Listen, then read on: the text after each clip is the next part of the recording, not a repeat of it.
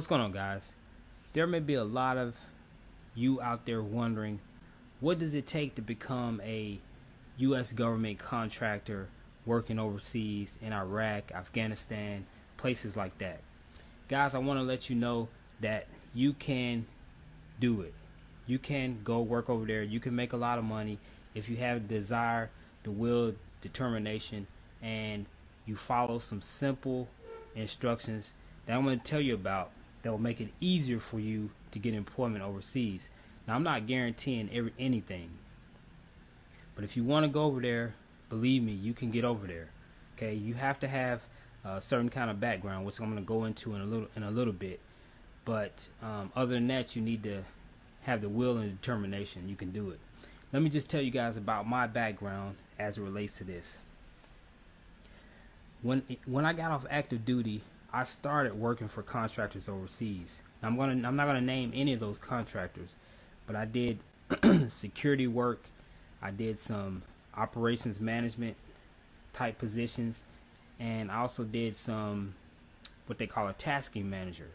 Okay, I worked in Kosovo, I worked in Bosnia, I worked in Kuwait, I worked in Afghanistan, and additionally, I worked in Iraq.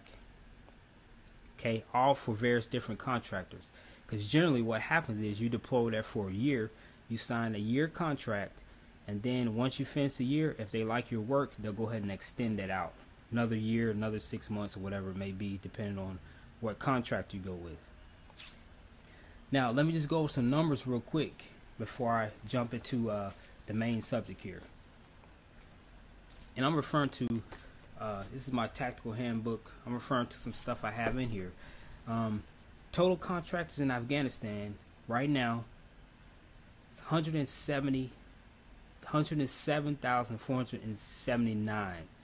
Of those, U.S. citizens 19,103. Okay, in Iraq, 79,621 total contractors, 22,761 are U.S. citizens.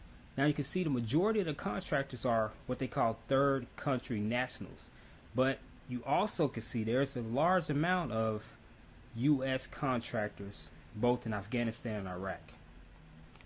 Now, I'm not going to talk about the other countries because that is where the work is at right now. Iraq, Afghanistan, Kuwait, places like that. Places in the Central Command area of responsibility. Okay? The number one thing you can do, first of all, now the most important thing is have getting the background they're looking for. The contracting arena. Second of all, you have to network. That's very, very important. Let's talk about the background. Generally, contractors that go overseas to work for U.S. based contracting companies have a military background. 98% of them have a military background. If they don't have that, then they have a lot of law enforcement experience. But those jobs are specific to law enforcement, okay? So you have to have that military background. It's very important. Okay, even if you did 3 years active duty, that's better than 0 years active duty, okay? Now, there's some exceptions to that rule. Some jobs like database administrator, for example, you may not have to have that military background, but you need years of experience, okay? Or previous years working on other contracts, okay? So first, you got to have that background. The next thing you need to do, and this is just to get on board overseas, is you have to network. You network by getting to know people. For instance, like me, I've been over there, I have contacts, things of that nature. You have to get out and know people. You do that through actually physically going out meeting people. You do that through certain websites. A good one is dangerzonejobs.com, LinkedIn, places like that. Now, let's just say you've got the qualifications, you network, you start applying everywhere. Now, once someone picks you up for that, you better be ready to go get your physical, psychological examination and some possible training before you deploy. So make sure you're healthy, make sure you're mentally ready, and make sure that you have all your personal life in order, so when you get the call you can deploy over there.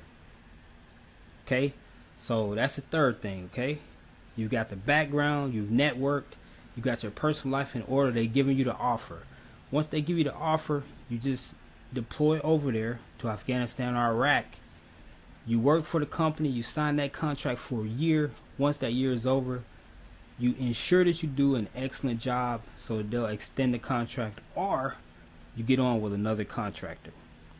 So that's basically it, guys. That is a quick video on how you break into the contracting world overseas in Iraq, Afghanistan, Kuwait, or wherever you may want to end up at.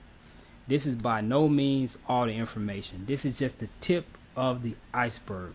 If you guys got any questions about going overseas, let me know. I've done it, like I said, for 5.5 years, and I'm getting ready probably to do contract number 6.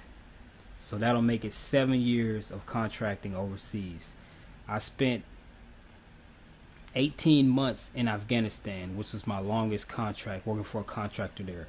So if you guys got any specific questions, or if I can help you in any way, let me know. Take care.